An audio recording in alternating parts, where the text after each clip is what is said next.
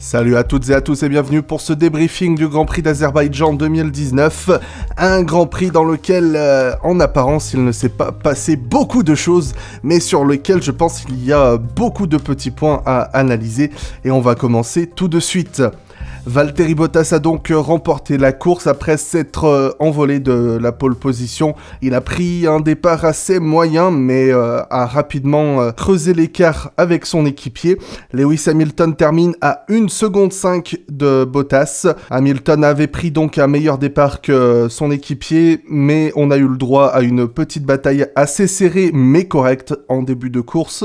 Bottas a conservé l'avantage et ne l'a plus quitté jusqu'en fin de course, où Hamilton est effectivement revenu. Il a été une menace pendant quelques tours, mais jamais une menace suffisamment dangereuse pour mettre Bottas en danger. Mercedes enchaîne donc avec 4 doublés consécutifs en ce début de saison, une avance inquiétante et phénoménale au championnat, mais un championnat pilote des plus serrés puisque Bottas et Hamilton ont chacun 2 deuxièmes places et 2 victoires. Bottas conserve l'avantage au championnat grâce à son meilleur tour en course en Australie. Un autre point qu'il aurait pu récupérer aujourd'hui si Ferrari n'avait pas arrêté Leclerc en fin de course pour lui faire marquer ce point supplémentaire. Du côté de Mercedes, j'ai pas grand chose à dire. Encore une fois, ils sont parfaits sans être complètement au-dessus des Ferrari. Ils sont juste ce qu'il faut devant et ne commettent absolument aucune erreur. Un week-end à nouveau frustrant pour les Ferrari puisque on les attendait à nouveau en force. Leclerc avait dominé les essais libres, mais il semble que en qualification, ça a été plus compliqué. Pour rester sur Leclerc, évidemment, il a fait une erreur en Q2 en se mettant dans le mur, ce qui l'a contraint à partir de la 8e place grâce aux pénalités de Giovinazzi et de Raikkonen. Il a gagné 2 places. Et Vettel est resté accroché à sa 3e place tout au long de la course. Je pense que Ferrari n'était pas si mauvaise que ça en termes de rythme, mais en qualification, je pense que Mercedes avait bien joué sa stratégie de chacune se donner l'aspiration l'une et l'autre. Bottas avait donné l'aspiration à Hamilton tout en profitant de l'aspiration de Norris. Et on a vu tout au long du week-end et en F2 également que l'aspiration sur ce circuit pouvait être un avantage considérable, estimé à près de 4 à 5 dixièmes sur un tour. Je pense que si on prend en compte ce petit avantage, la Ferrari de Vettel n'était pas très loin lors des qualifs. Mais voilà, lors de la course, il n'y avait pas le rythme. Évidemment, ce qui fait beaucoup polémique, c'est la stratégie de course employée pour Charles Leclerc. Évidemment, il était obligé de partir en pneu médium vu qu'il s'était qualifié avec ses pneus en Q2. Et voilà, Leclerc s'étant retrouvé à mener la course après les arrêts de tout le monde. On en est venu à se demander, lorsqu'il avait plus de 17 secondes d'avance sur Bottas qui était 2e, si c'était pas le moment justement idéal pour l'arrêter, pour tenter de se battre pour la victoire. C'est vrai que c'est facile de dire ça depuis notre canapé et une fois que la course est terminée, mais j'ai essayé pas mal d'essayer de comprendre la logique de Ferrari. Alors ça peut sembler assez grossier de mettre le terme logique, stratégie et Ferrari dans la même phrase, mais je vais vous expliquer pourquoi je pense ça. En effet, vu que Leclerc était parti avec des pneus médiums qui étaient usés, il s'est retrouvé au bout d'une grosse vingtaine de tours à perdre du rythme. Il fallait qu'il change de pneumatique vu qu'il avait des médiums, donc soit il allait mettre les softs qui n'allaient pas durer toute la course, ce qu'il a fait, soit il allait mettre les hards qui allaient pouvoir durer toute la course, mais qui concrètement aurait été un choix assez risqué, étant donné que déjà que les softs avaient du mal à monter en température, faire monter les pneus durs en température aurait été très compliqué, et je pense qu'en termes de rythme de course, même s'il aurait repris la première place avec des pneus durs, il se serait au moins fait repasser par tout le petit monde derrière lui, je pense, parce que aucune écurie n'a pris le risque ce week-end de mettre les pneus durs pendant la course, et je pense qu'il y a une bonne raison pour ça.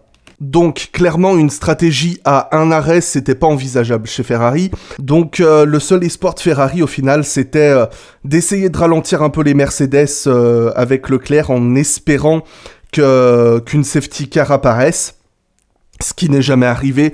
Il y a eu une virtual safety car mais qui n'a pas duré longtemps et quelques tours après son arrêt, donc au final, je pense que parmi toutes les mauvaises stratégies de course que Ferrari ait pu faire, cette stratégie sur le Grand Prix d'Azerbaïdjan était au final pas si mauvaise si on prend en compte le fait que Leclerc était obligé de partir en pneu médium. À nouveau une course remarquable de Max Verstappen qui montre à nouveau qu'il est un pilote solide et régulier et que la Red Bull a un bon rythme de course. Il termine à nouveau quatrième également du championnat. Il a fait 3 quatrièmes places et une 3e place en Australie. Donc la Red Bull, elle a un bon niveau de course, pas très loin des Ferrari. Pas encore suffisamment bonne la Red Bull pour les battre, ces Ferrari. Mais Red Bull s'est clairement rapproché et quand on compare le rythme des Red Bull l'année dernière sur le même circuit, il y a clairement une amélioration et ça fait plaisir. Également, quelque chose qui m'a fait plaisir, c'est la course de Pierre Gasly. Gasly partait des stands, très rapidement il est remonté jusqu'à la 5e place. Évidemment, il a laissé passer son équipier lorsque Verstappen l'a rattrapé puisque lui, il était en fin de vie sur ses pneus. Et il les a très bien fait durer, ses pneus tendres. Il était toujours dans le rythme et la 6e place était assurée avant que son power unit rende l'âme. Alors je sais pas encore ce que c'est, mais je pars du principe que le moteur a déjà 4 courses dans les jambes ou dans les cylindres si je puis dire, et que en partant du fond de grille, forcément Gasly allait devoir taper plus dans le moteur, et je suis qu'à moitié surpris que son moteur rende l'âme en toute fin de course.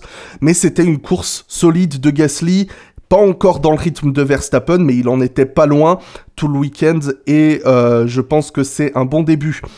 À nouveau, une course remarquable, comme on en a l'habitude, de Sergio Pérez qui termine 6e avec sa Racing Point, après s'être qualifié à une très belle 5e place. Course assez solitaire de Pérez qui a été mis en danger en fin de course par Carlos Sainz et sa McLaren, mais qui a été sauvé du coup grâce à la Virtual Safety Car apparue en fin de Grand Prix. Mais pour terminer avec les Racing Point, elles avaient clairement un très bon rythme ce week-end, comme habituellement sur ce tracé, j'ai envie de dire. La déception, c'est du côté de Stroll, parce que Stroll, à nouveau, il a le rythme de course, il a le rythme en course. Il partait de la 16e place, il prend un bon départ, il fait des dépassements, il termine 9e, mais c'est les qualifications. Stroll, il a du mal en qualif, parce que en termes de rythme de course, il est là, et il a juste à réussir ses qualifs pour pouvoir vraiment challenger Pérez. Alors j'ai envie de dire, heureusement pour l'instant pour Racing Point que Stroll rate ses qualifs, parce que si Pérez et Stroll se retrouvent trop souvent côte à côte sur la piste, on a vu comment ça s'était passé ces dernières années quand l'équipier de Pérez était un petit peu trop proche de lui. Donc pour le moment c'est bien, mais il va falloir que Stroll travaille sur ses qualifs. Comme je l'ai dit, Carlos Sainz termine 7e juste devant son équipier Lando Norris. Course vraiment remarquable de Sainz, parti 12e. Et il termine donc en 7e place, 17 secondes devant son équipier. Voilà, Sainz, il semble vraiment apprécier également ce tracé. Et la McLaren était en forme ce week-end. Je sais pas ce qui leur est arrivé en Chine. Je pense que c'est vraiment les circuits qui demandent beaucoup d'appui avec des grandes courbes comme la Chine, ou comme on pourra peut-être en voir également dans les prochains Grands Prix en Espagne. Mais pour ce qui est des vitesses de pointe et de l'appui sur les virages lents, la McLaren, elle a l'air d'être là et ça fait plaisir. Et je pense sincèrement que McLaren, s'ils poursuivent sur cette lancée, ils peuvent devenir un challenger très sérieux pour la 4e place au championnat constructeur. D'ailleurs, ils sont actuellement 4e au championnat constructeur, mais c'est tellement serré que je serais pas étonné que la 4e place constructeur change d'un Grand Prix à l'autre. À nouveau une course exceptionnelle de Kimi Räikkönen qui part de la voie des stands et qui termine 10e, des dépassements et à nouveau une bonne gestion des pneumatiques. Il s'est arrêté très tôt.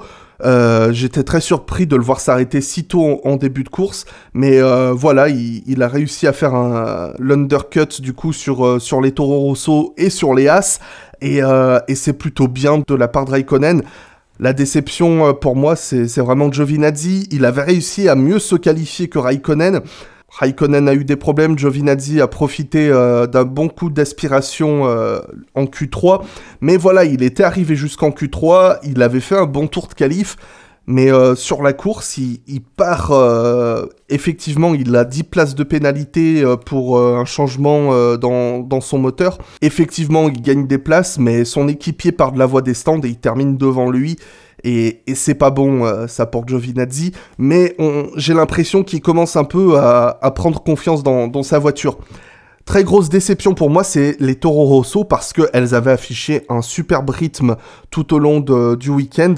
Et Alex Albon termine seulement 11e, énormément de fautes ce week-end d'Albon. Je sais pas, il semblait avoir du mal, il a tapé le mur plusieurs fois en essai libre, en qualification, et il en est pas passé loin pendant la course de le toucher, ce mur. Donc c'était pas trop ça, et du côté de Kvyat, superbe qualif, il partait 6e, mais il semble qu'il ait eu des problèmes avec les températures de ses pneus, il a dégringolé en début de course, et même si en fin de course il remontait progressivement, Daniel Ricciardo a décidé que son ancien coéquipier ne terminerait pas la course. Alors j'en profite pour revenir sur cet accident qui était vraiment la seule source de controverse de ce Grand Prix. Ricciardo tente de plonger à l'intérieur, un bon dive bomb comme il a l'habitude de nous en faire. C'est juste que là, les freins et les pneus ne semblaient pas être à température. Il emmène Kvyat en dehors de la piste. Bon, soit.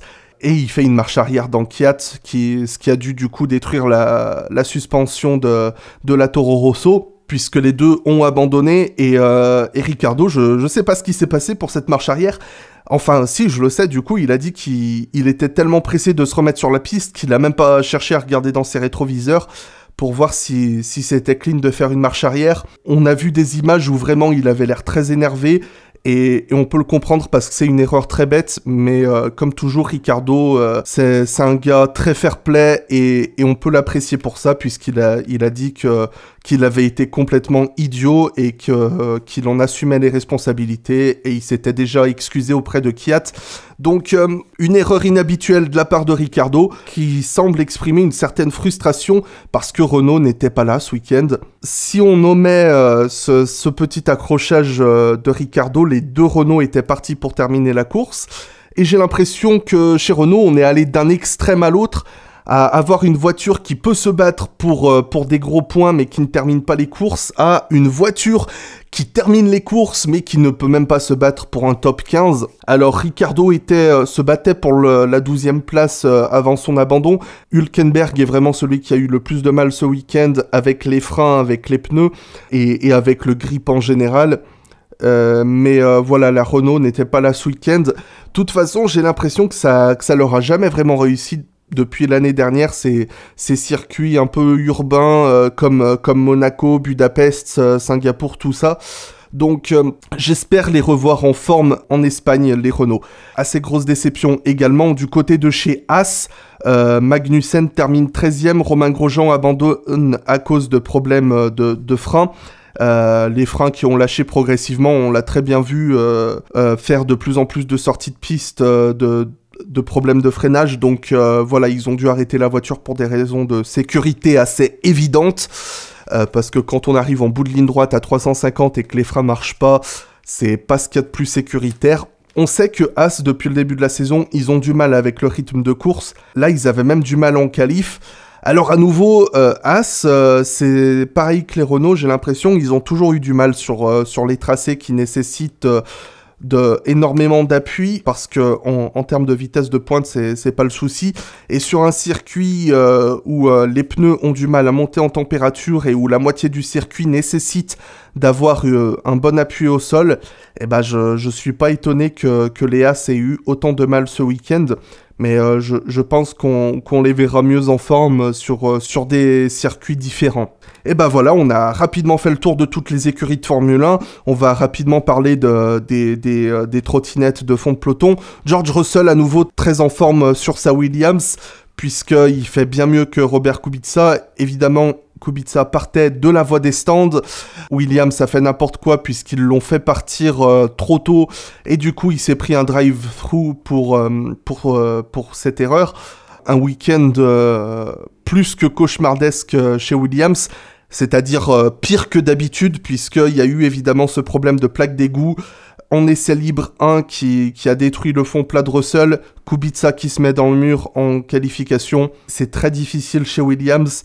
Et j'ai l'impression que c'est de pire en pire. Il y a des rumeurs de rachat par Mazepin.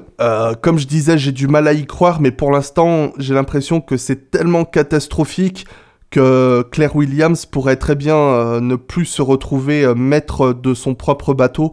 Bon, de toute façon, quand le bateau coule, au bout d'un moment, on peut bien demander à tout le monde de rester à bord, mais faut pas s'étonner si tout le monde prend des canots de sauvetage ou saute dans un bateau plus luxueux. Bref, je pense avoir fait le tour pour ce Grand Prix d'Azerbaïdjan, qui n'était pas un des plus passionnants, soyons honnêtes, mais qui n'était pas un des plus ennuyants, puisqu'on a, après le Grand Prix de Chine, je pense que c'était plus intéressant, et sincèrement, sans être trop pessimiste, les prochains Grands Prix, c'est Monaco, c'est l'Espagne, c'est le Canada, et je pense que c'est sans doute la dernière bonne course qu'on aura avant un bon petit moment. Donc il faut en profiter. Alors beaucoup de déceptions, mais par rapport aux éditions précédentes, mais bon, ça c'est quelque chose qui me semblait assez évident, je l'avais déjà dit plusieurs fois dans de précédentes vidéos.